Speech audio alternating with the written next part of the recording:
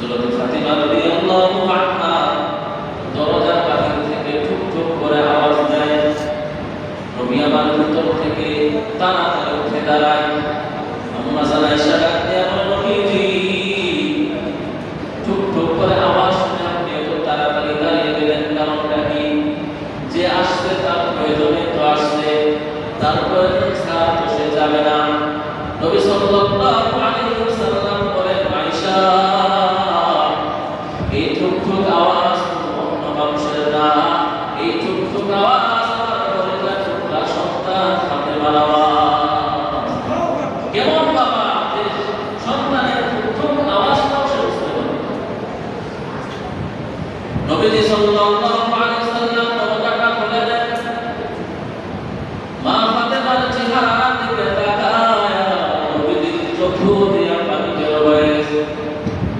নবী আমার ডাক দিয়া বলে, ও মা, তোমার ঠোঁটটা কেন শুকনা শুকনা দেখা যায়, জীর্ণ শীর্ণ দেখা যায়, চেহারাটা অনুষ্ণ হয়ে গেছে। ফাতেমা ডাক দিয়া বলে, ও বাবা,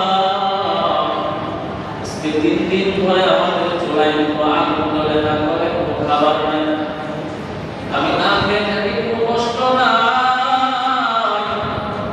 আপনার জামাই আমি না খেয়ে থেকে কোনো কষ্ট নাই, কিন্তু আমাদের কলিজার টুকরা সন্তান হাসান আর হোসেন খোদার জাতো নাই, গলার কাটা মুরগির মতো লাফায়। আমি মায়ের কাছে খানা চাই, আমি মা খানা দিতে পারি না। ও বাবা, শুনেছি আপনার কাছে কয়েকটা ছাগল বকরি আসলে হাতিয়া। বাবা, আপনি যদি বকরি কয়েকটা বকরি থেকে একটা বকরি দেন, তাহলে আমরা ভালোভাবে থাকতে পারবো, খেতে পারবো। নবী সাল্লাল্লাহু আলাইহি ওয়াসাল্লাম বলে, মা তুমি ঠিকই শুনেছো, 6টা বকরি আমার কাছে হাতিয়া আসছে। 6টা বকরি এখন উপস্থিত আছে। আমি চাইলে তোমাকে 6টা বকরি থেকে একটা বকরি দিতে পারি, কোনো সমস্যা নাই। কিন্তু মা, তোমাকে আমি এমন একটা আমল শিক্ষা দিতে চাই। নবীজি বলেন, সে আমলটা তুমি আগে শুনে নাও। যদি তুমি এই আমলটা করতে পারো, একটা বকরি নিলে তুমি 1 সপ্তাহ খাইতে পারবা। আর এই আমলটা যদি তুমি করতে পারো, নিতে পারো, মরণ পর্যন্ত আল্লাহ সঠিক রিজিকের ব্যবস্থা করে দেবে। নবীজি বলেন, তুমি সে আমল নিবা নাকি বকরি নিবা? বকরি নিলে আমল নিতে পারবা না, আমল নিলে বকরি নিতে পারবা না। নবীজির কন্যা ফাতেমা ডাক দিয়া বলেন, বাবা, একটা বকরি নিলে 7 দিন খেলে যখন শেষ হয়ে যাবে, পরে মনে থাকে।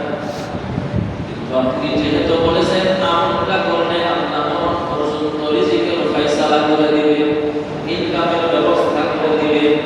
বাবা, আমার বকরির দরকার নাই, আপনি আমাকে তাড়াতাড়ি আমলটা শিখায়া দেন। নবী সাল্লাল্লাহু আলাইহি ওয়াসাল্লাম ডাক দিয়া বলেন, কলিজার টুকরা সন্তান, আমলটা হলো 5টা কালেমা পড়বা। সেই কালেমার শুরুতে বিসমিল্লাহ পড়বা। বিসমিল্লাহির রহমানির রহিম। 2 রাকাত নামাজ পড়বা, তোমরা স্বামী স্ত্রী। এই আমলটা কিন্তু শুধু ফাতেমাকে বলে নাই, কিয়ামত পর্যন্ত যত উম্মত আছে, অভাবগ্রস্ত, অভাবী, চতুর্দিক দিয়ে অভাবী, রিজিকের অভাব, প্রত্যেকটি উম্মতকে আমরা শিক্ষা দিয়েছি। যারা এই আমলটা করবে, আল্লাহ তাদেরকে সম্মানের সাথে রিজিকের ব্যবস্থা করবে। নবী সাল্লাল্লাহু আলাইহি ওয়াসাল্লাম বলে, ফাতেমা, তোমরা স্বামী স্ত্রী রাতে দিনে 2 জন নামাজে দাঁড়ায় যাইবা, 2 রাকাত নামাজ পড়বা। সালাতুল হাজত নিয়ত করে 2 রাকাত নামাজ, সালাতুল হাজত নামাজের নিয়ত করে তোমরা 2 রাকাত নামাজ পড়বা। 2 রাকাত নামাজ পড়ে বলবা, বিসমিল্লাহির রহমানির রহিম। ইয়া আউয়ালাল আউয়ালিন, ইয়া আখিরাল আখিরিন, ইয়া যাল কুওয়াতাল মাতিন, ইয়া রাহিমাল মাসাকিন, ইয়া আরহামার রাহিমিন। এই 5টা কালেমা, 1 নাম্বার ইয়া আউয়ালাল আউয়ালিন, 2 নাম্বার ইয়া আখিরাল আখিরিন, 3 নাম্বার ইয়া যাল কুওয়াতাল মাতিন, 4 নাম্বার ইয়া রাহিমাল মাসাকিন, 5 নাম্বার তোমরা পড়বা, পড়ার পরে দুই হাত উঠায়া আল্লাহর কাছে দোয়া করবা।